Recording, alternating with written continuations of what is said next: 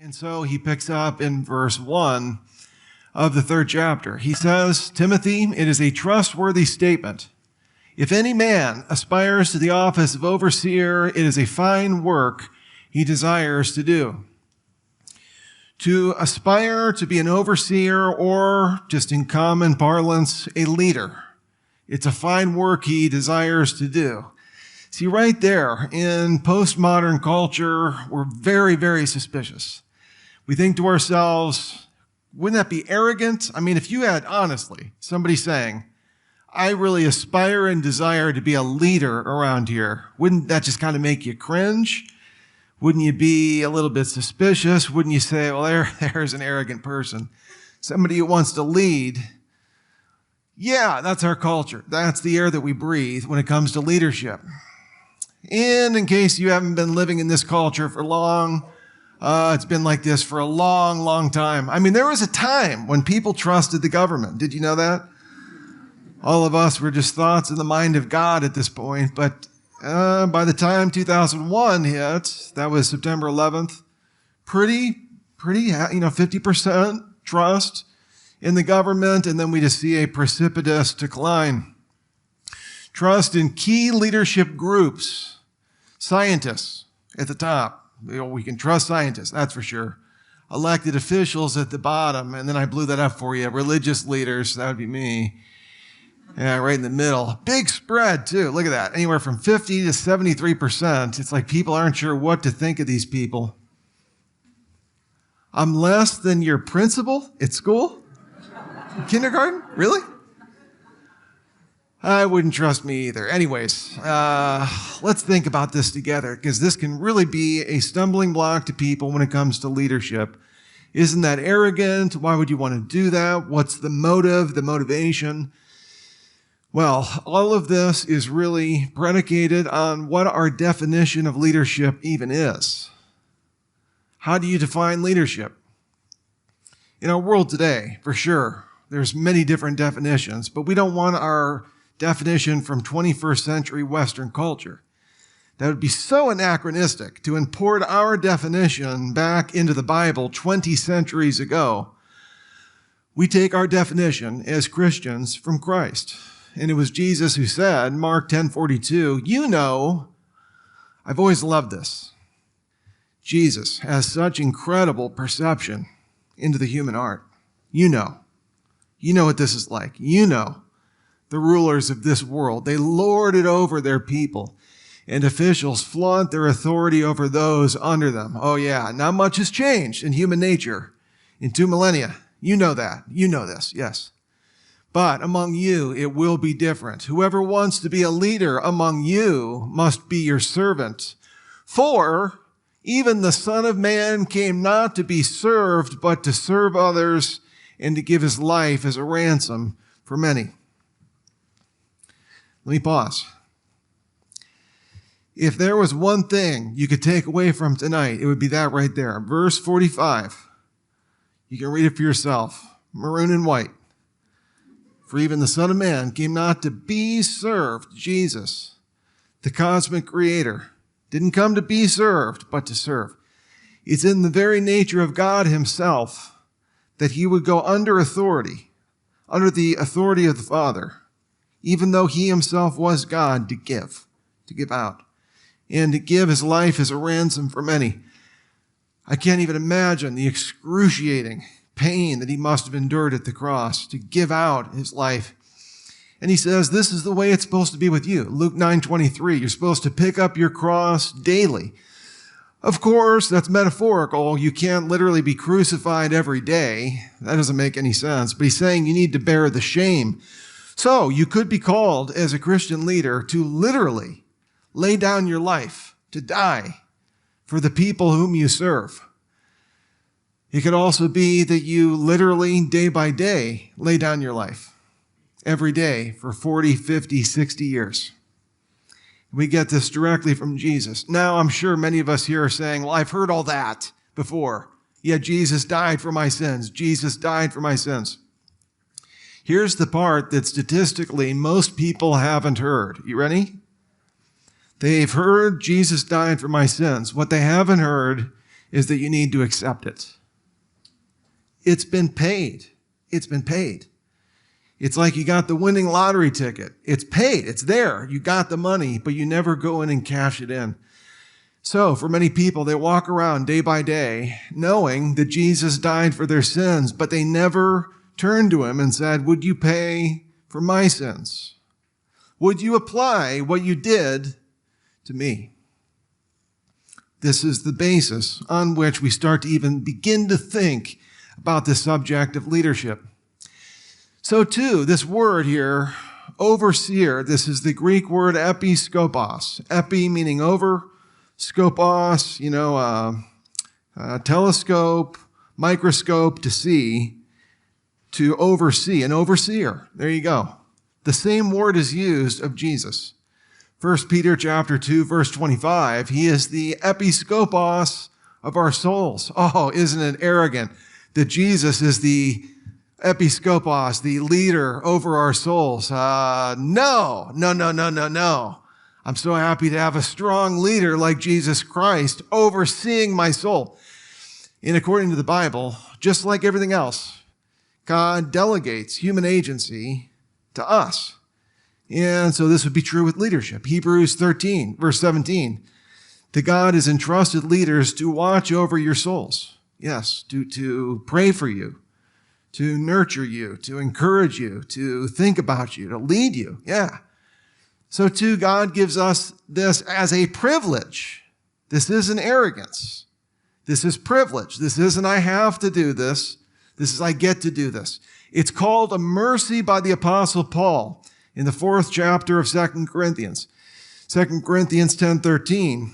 Paul says that God has allotted, he has apportioned a certain sphere of ministry to each one of us. So, for us to say to God, no, I don't want the thing that you've apportioned for me. You know what that would be? When God himself apportions something for you and gives it to you and you say, no, thank you. You know what we would call that? Arrogant. Arrogant. Where the cosmic creator, the all-loving God, gives you something and you say, no, that's arrogant.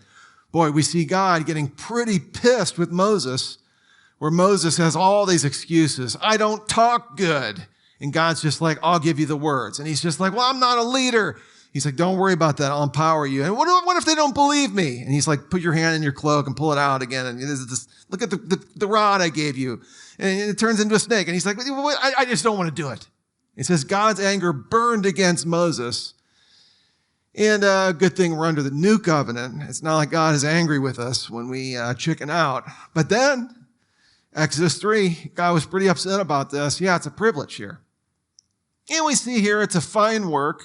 Anyone who aspires to it, orego, this means to stretch yourself out, to seek to accomplish a specific goal, to desire. This is the word epithumeo, epi again, that prefix, epi meaning over, thumeo meaning a passion, a desire. Paul uses this about 17 times in his letters, only 2 or 3 of which are positive. They're usually in reference to sin. That you have these over desires for money, for acclaim, for success, for whatever. Yeah, it's an over desire. And Paul's like, chill out, pull back on those desires.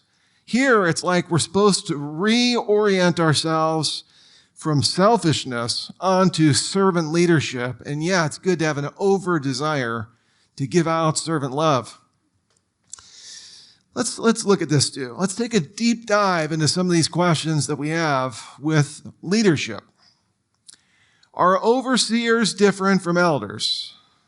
Like here it says overseers. Elsewhere you'll read elders. And the words are different in Greek and in English. So we've got episkopos, overseers, elders, presbyteros. Are these different? Well, yeah, they're different in the sense that they're different words.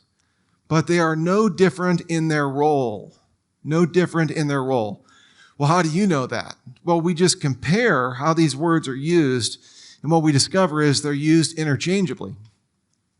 Don't believe me? Well, Titus 1 verse 5, Paul says, appoint elders in every city as I directed you, namely, if any man is above reproach, and I put an ellipsis in there, but he goes on to describe what elders should look like, and one of the the characteristics is that they need to be above reproach. 2 verses later, verse 7, for the elder, no, that's not right. Appoint overseers in every city, and then no, I got that wrong. Elders in every city, for the overseer must be above reproach. I didn't get it wrong. There it is. Elders and overseers are interchangeable. Both need to be above reproach. Both are connected with the word for. That's a lock right there. That's the same function. Some people like to get into the minutia here where they're like, well, one could refer to their role and one could refer to their status or something. I'm just like, whatever. Okay, elders and overseers, same thing. Acts 20, verse 17, Paul sent to Ephesus. He called him to him the elders of the church. Verse 28, who were there in Miletus? The elders. And Paul says the Holy Spirit has made you overseers to shepherd the church of God. Overseers are elders. Elders are overseers. What about bishops? In the church today, one of the things we see is that you've got overseers, you've got elders. That's kind of standard fare in Bible-believing churches. In some churches, they have bishops. These are people who oversee local churches. So this church here, somewhere between 4,000 and 5,000 people.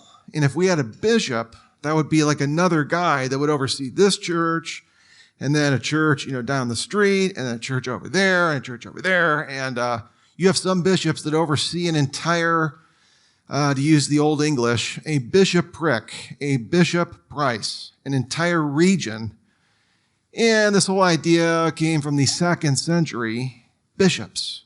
We still have them today. Then, this has been even more complicated. You have archbishops who lead over bishops, who lead over bishoprics, different regions, dioceses.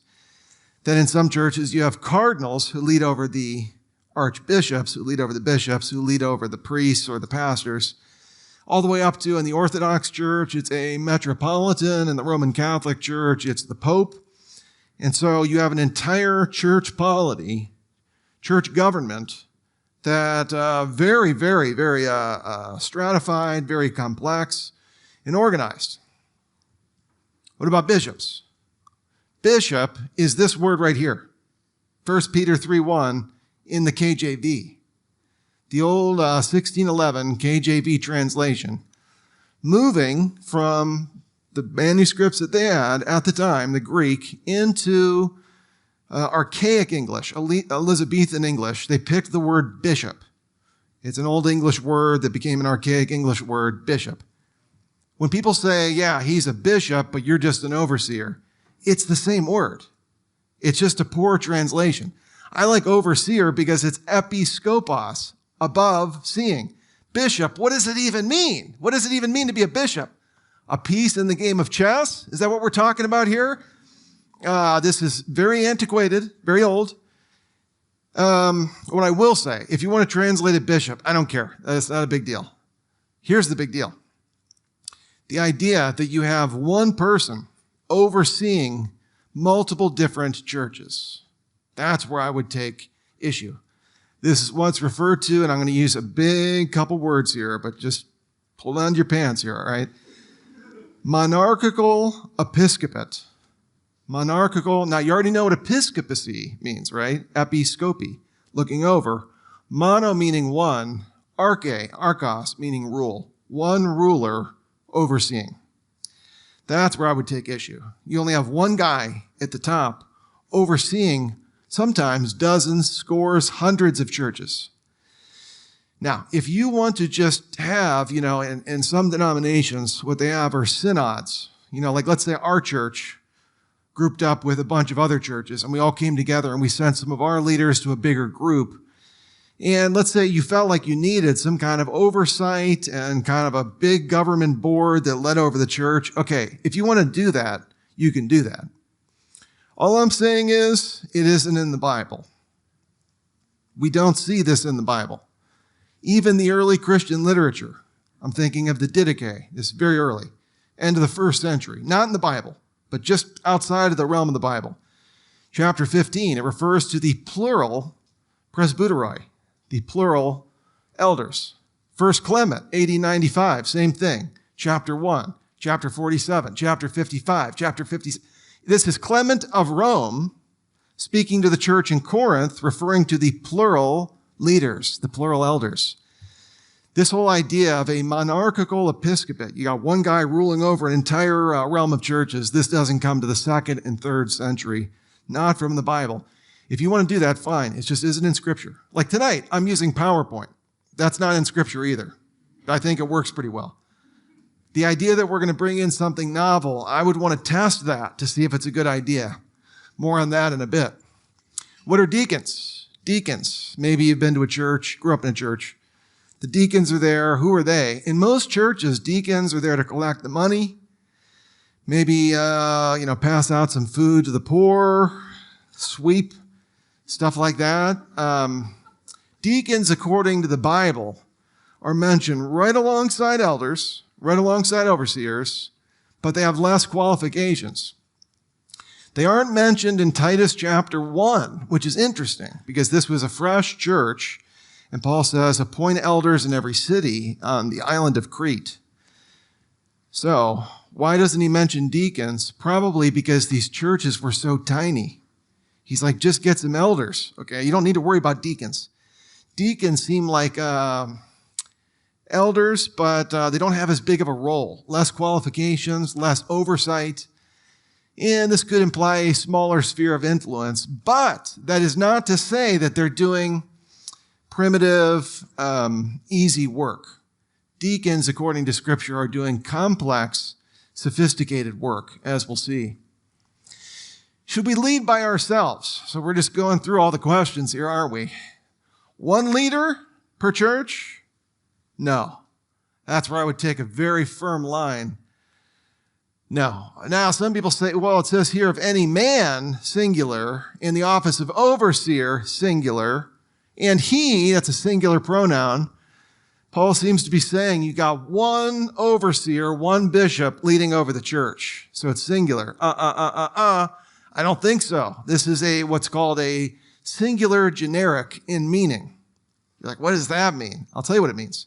1 Corinthians 3, verse 18, same language. If any man aspires to the office of overseer, if any man among you thinks that he's wise in this age, do you think that Paul meant by that there's only one man who's wise in this age? Galatians 1:9, if any man is preaching to you a gospel contrary to what you received, do you believe that there's only one false teacher in the history of Christianity? No, this singular is generic. Let me give you one more example. 1 Timothy 2, verse 12, I do not allow a singular woman to teach. Remember we studied that last week? People who don't believe that women should teach, they use that passage. Well, if they were being consistent here, they would have to say that it was a singular woman. And so that passage wouldn't apply to us. Well, they don't hold that view. And we shouldn't hold it here either. We have many passages on what's called leadership plurality in the New Testament. What do we mean by this? Check this out. You can see it for yourself, right? Acts 14:23. They had appointed elders, plural, for them in every church, singular. Multiple elders, plural elders, one church. Acts 20:17. Paul sent to Ephesus and called to him the plural elders of the church, singular. Multiple leaders. 1 Peter 5:1. I exhort the elders, plural, among you, shepherd the flock, not the flocks, singular of God, among you. And this is humes in Greek. It's you plural. Like if you're from the south, y'all. If you're from the north, you guys, right? Shepherd the flock of God among y'all, among you guys, among you, plural. Finally, Titus 1:5, appoint elders, plural, in every city. What we've got here is multiple different churches. Acts 14, Acts 20, 1 Peter 5. I mean, that's a broad Bithynia, Pontus, all over the place. Crete, it's always plural elders and one church working on a team. If this is ignored, we run into huge issues when you only have one leader at the top. Now, if that leader is an incredibly godly man or woman, you got a chance. The problem is they can run into scandals if they're not. If they're like us, right? With a fallen human nature and sinful scandals galore. Where do we get these scandals from? Where do these Christian leaders appear? I mean, everything. Cheating on their wives, sexual assaults, stealing money. Some things too gross to even speak of. I mean, scandals. Where does this come from? They don't have accountability. They don't have other men and women that are tough enough to speak into their lives and have a word with them. How could you have somebody who is engaging in an extramarital affair, stealing money, committing sexual assault, and on it goes, and nobody knows about it? How do you have that? Good God. Leading on a team, when you have strong leaders with a person like that, people start to figure this out. And we still have it. We got problems. Paul says in Acts 20 to the church in Ephesus, false teachers will arise among your ranks. There will be false teachers. We got to get these guys. We got to sniff them out. And the best way to do this is as a team. When you got everybody involved, we got multiple sets of eyes on it. Oh, we ought not ignore this, that's for sure. You also get into what's called myopic leadership. Certain people have certain tendencies and focuses, where it's just like, for me, I like the Word. I'm gifted in the Word. And I really don't like detail. I really don't like talking about finances and numbers and stuff. So we do a retreat once a year where we get together just to talk about money, the leadership of our church. And I love playing cards with the guys at night. Other than that, I just have the hardest time. I'm just like, all right, this year, God, this is the year I'm really going to focus. And it's just like every year, it's like, this is painful. There's other people in that room. They're just loving it. They're just like, wait, go back to that other thing. And what's it done? Those numbers don't add up. And I'm just like, get it over with here, And, but I need those guys. God, do I need those guys? Oh man.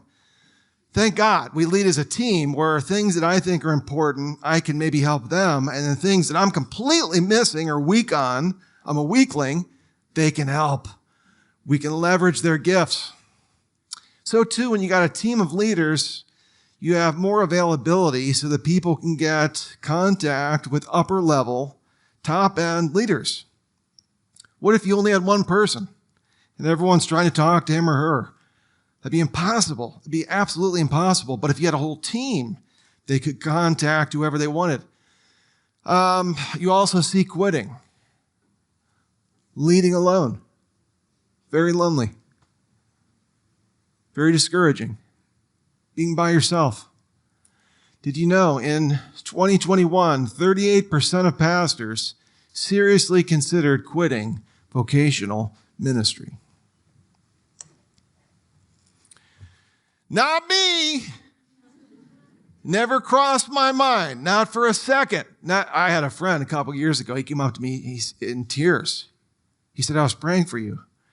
I was thinking about that time you were going through a hard time and your leadership and stuff. And man, I just thought to myself, man, if I was you, I would have been thinking about getting another job. I listened to him. He's a good friend. I said, man, I appreciate you praying for me. And it means a lot and stuff. I said, the thought never crossed my mind until just now. Never did. And maybe there will come a day where people get sick of me and they're like, you just need to step down. Okay, you just need to get out of the way. We're tired of hearing from you. That's fine. If people are like, you need to get out of the way. Okay.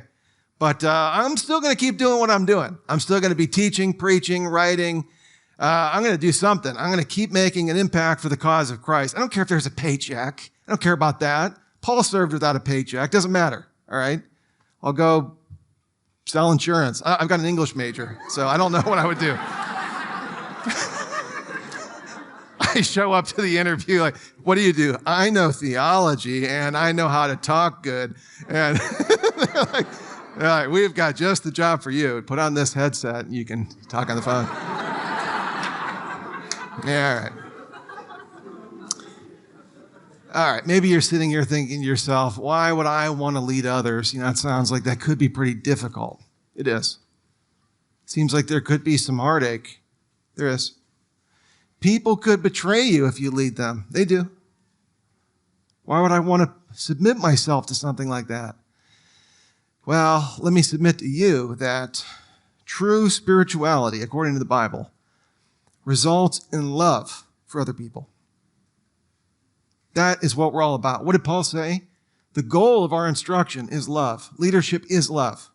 To care enough about other people, to suffer for them, to care enough about other people, to be involved with them, to care enough about other people, to befriend them, to care enough that you love them until you like them, to care until you don't get along with them, but you keep loving until you're thinking to yourself, that is my friend. That is love. That is a good thing. What is your spirituality saying? If you're saying, I don't want to lead, you're saying, I don't want to love. That's all that is.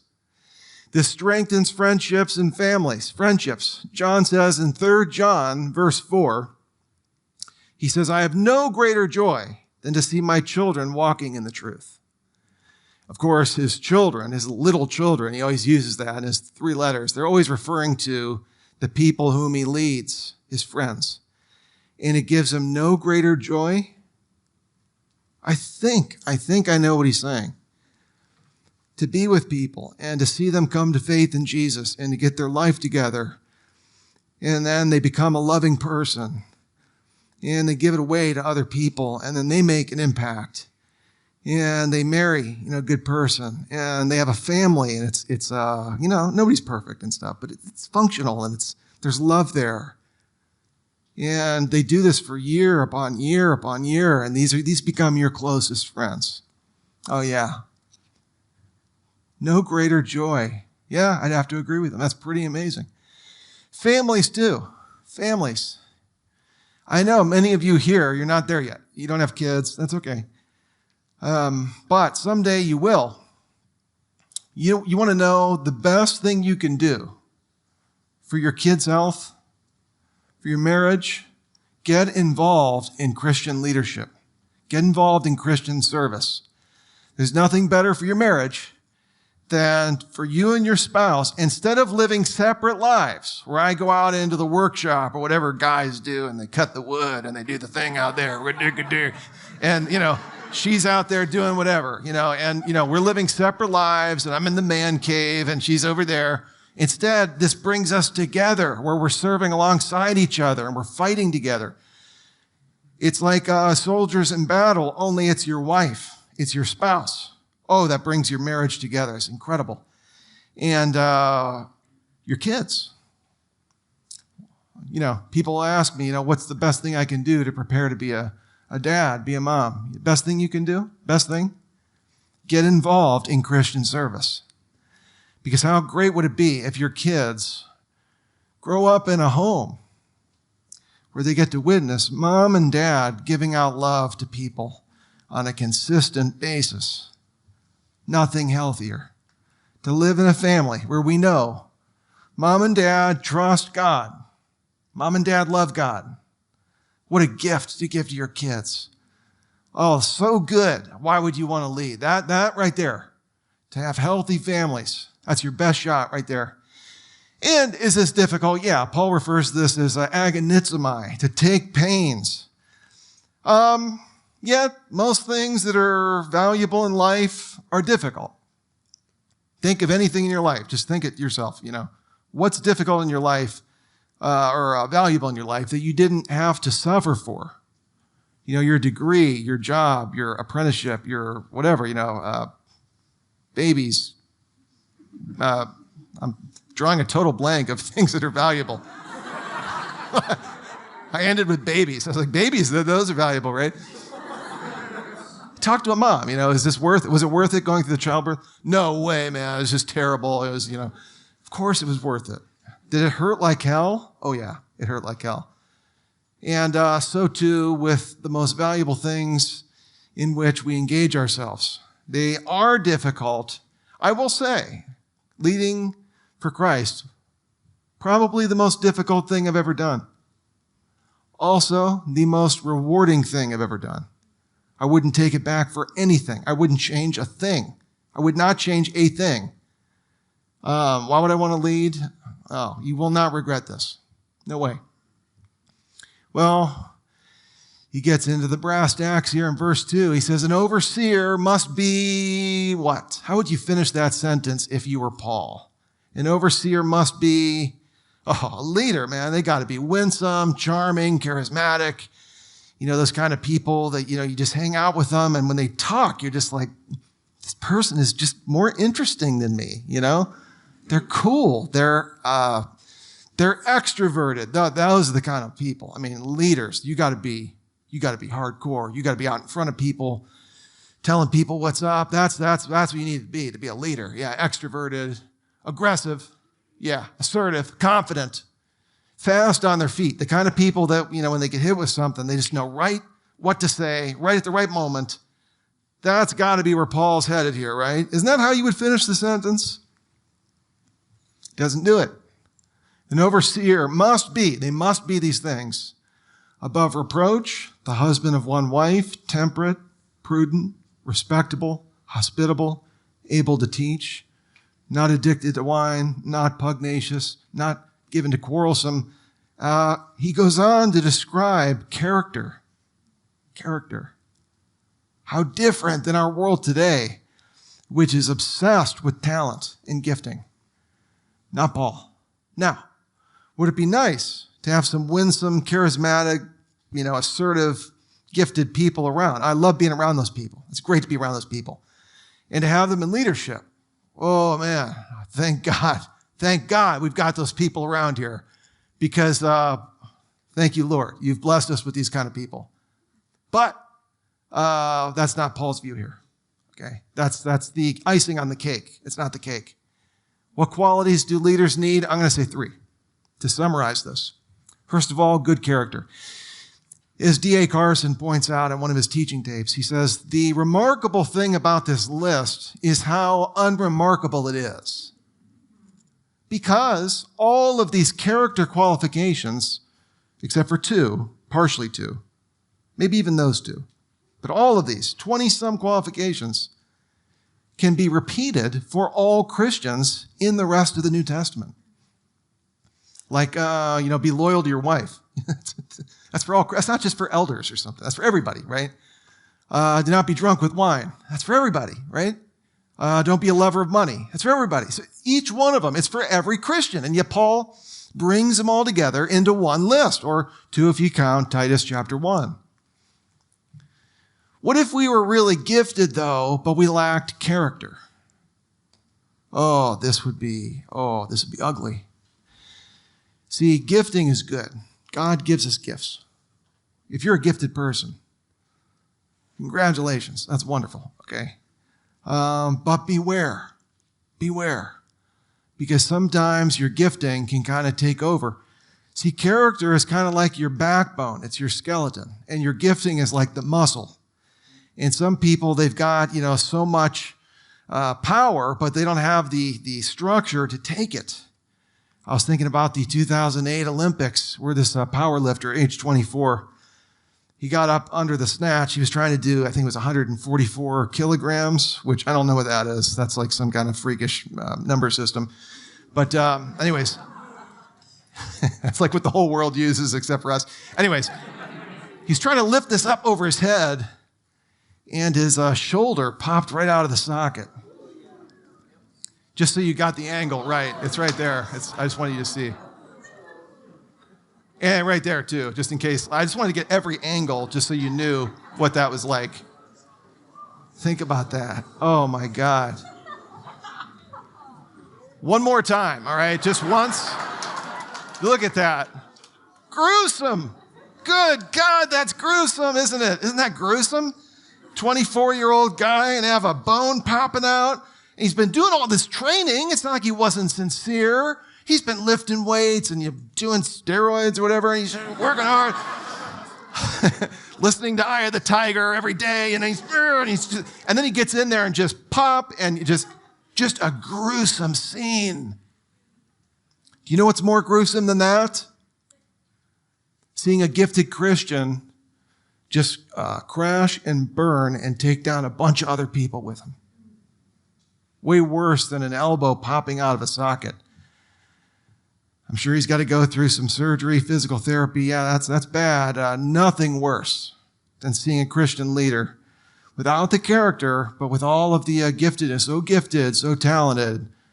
Okay, not important. Not important. We have to prioritize what's important. That's not it. Number two, gifted character, good character. Number two, hardworking. Hardworking. It's a fine work he desires to do as a leader. He needs to be one who is philoxenos. Phileo means to love, and xenos means a stranger, to love people that don't know Christ. Loves strangers. Loves people that don't know Christ. A deacon is one who has served well, and if he does, he has a high standing and great confidence before God. Hard worker. I've heard people say, the Bible just says the only thing we need for being a leader is to have good character. False. False. Work ethic. You need to have a work ethic. If you didn't have this, a strong work ethic, this is what you see. These people that when things are really popping and jumping and everything's exciting, and it seems like every 15 minutes something supernatural is happening, and there's excitement, it's just palpable, it's in the air, and it's just like every time you get off the phone with somebody, they're like, whoa, something amazing happened. And people, you can kind of get wrapped up in this where it's just like you're riding a proverbial wave, and it's a spiritual high, it's an excitement, and then when God decides to shut off that faucet, all of a sudden, these kind of people, they don't have the work ethic, they don't have the perseverance. There's just nothing there. They've got nothing to give. You're like, where were you? We got people that need ministered to, people that need loved. I just figured it wasn't that important, and didn't seem like anyone was going to be around that night. What do you mean no one's going to be around that night? We've got an ocean of need around here. People that need built up, encouraged, given vision, excitement, counseled, helped. What do you mean? What do you mean? There's tons of the people of God are here tonight.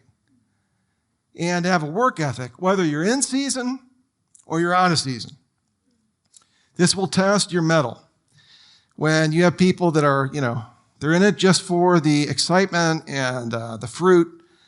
And when that goes away for a little bit, you start to see people just giving up, quitting, blaming God, all this other stuff. It's pretty nasty. It ought not be that way. Finally, in order to be a leader, an essential quality you would need is that others are following your leadership. Again, I've heard people say, the only thing Paul talks about is to be a leader is to have good character. That isn't true. That is not true. To be a leader, this should be common sense, but it's not that common, apparently. To be a leader, you need to be leading people, right? Isn't that just common sense? If you're leading, who? Who are you leading? I'm moving in a certain direction. That's just walking. That's all that is. That's not leading. Paul says here, it's someone who leads, and the word there is prohistomai. Pro meaning in front of, and histomai meaning to stand. It says manages your household, like you're a manager. What the heck? Leads his household. And if you can do that, if you're faithful with the small thing, which is your household, taking care of your spouse, nurturing your kids, if you can do that, then you're ready to lead the church. However, if you're not faithful in leading the small people, little tiny people in front of you, little kids, and also, your colleague, your spouse, you're not fit to lead. And I think we see a principle there. If you aren't able to lead one individual, or two, or three, you're not fit to lead a whole men's group, or a whole women's group, or an entire group filled with men and women, or an entire church. See, we like to hold out in our church to see people making an impact in a very non-showy way, just being able to pour their lives into a single individual. If they can do that, and do it again, and do it again, all of a sudden we're like, yeah, we like that. That is the sign of a servant leader. They're not doing it for the show, for the fame, and leading their household. So too, 1 Timothy 5:17, remember, overseers and elders, same thing. The elders who lead well and who work hard at preaching and teaching lead well. There's that same word, prohistomai. It's a military term. How can you tell if you're leading well? if people are following, if you're making the right calls, if people trust your judgment. This isn't to say that you're constantly leading and it's a constant upward growth. That's impossible. That's never happened.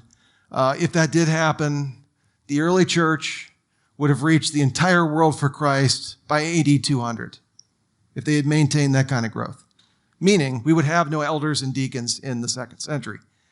However, people who have the hand at the wheel, making good judgment calls, engendering trust, and people like to follow that individual, lead well and work hard. There's the hard work at preaching and teaching. How do you know if you're a good preacher and teacher?